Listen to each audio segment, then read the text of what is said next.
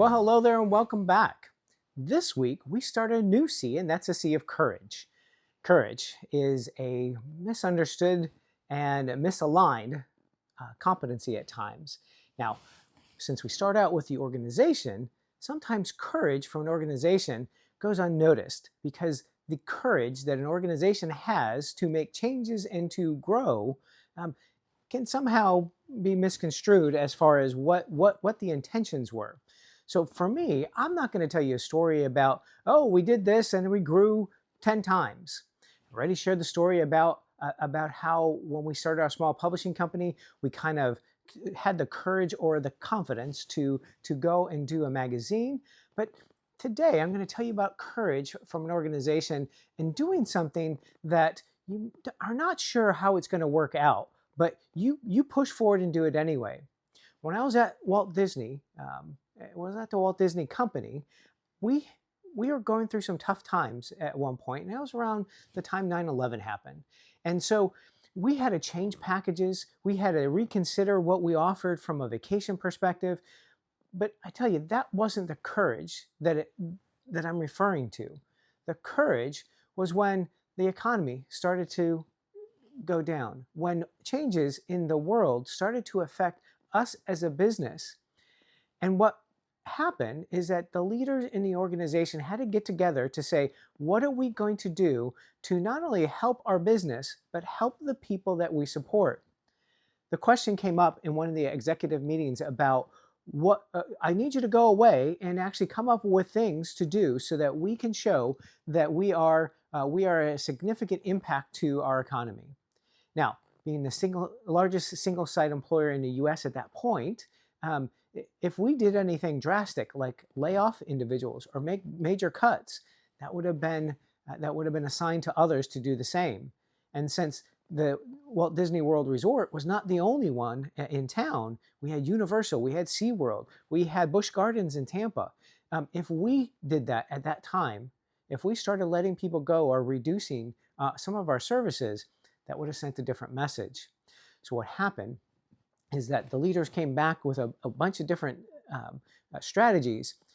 I think it was Al Weiss, was one of the executives at the time, said, no, you're not understanding. What I asked for is a strategy to help our community. We have to send the right message. So what he did is he saved the jobs of every full-time individual within the company. Now, I'm exaggerating as far as I don't know everyone, but the majority of people who had a full-time role did not lose their job, did not lose their benefits, did not lose some of the things that they relied on us to do. What happened is that we took a look at the labor force at the time. We had some individuals that were part-time or seasonal. Those are the ones they said, well, we can't give them that many hours, but we can give the hours to the people that have the benefits and rely on that from a family perspective. So the courage that he showed was, listen, you have to come to me with a strategy of making sure these people are taken care of. And what they came back with was a very good strategy to reduce some hours, but not reduce the benefits. Change up some things, but not to make an impact on the people that made a difference to our guests and to the other cast members. This is key because that courage led to growth. That courage led to expansion. But that courage also saved a lot of families in the Central Florida area.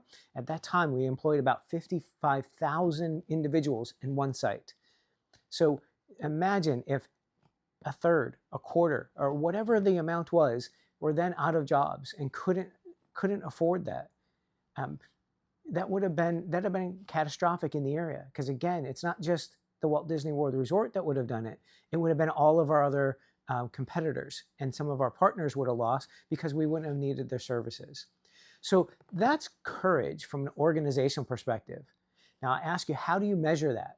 Because how do you measure that you just save these individuals' jobs and help provide for their families? It's a challenge because the only thing that you can measure is how long those people stayed afterwards. And there are many long-term cast members that stayed even after that.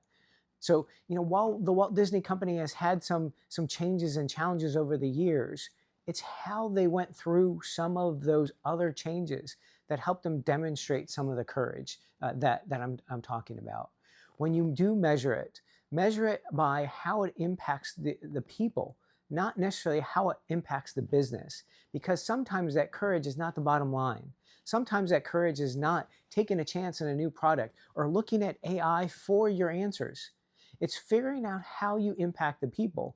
Those people will help you understand where that courage lies and what the measure is going forward, because those people will help your business, will spend the money, and will make sure that you're around for a little bit longer.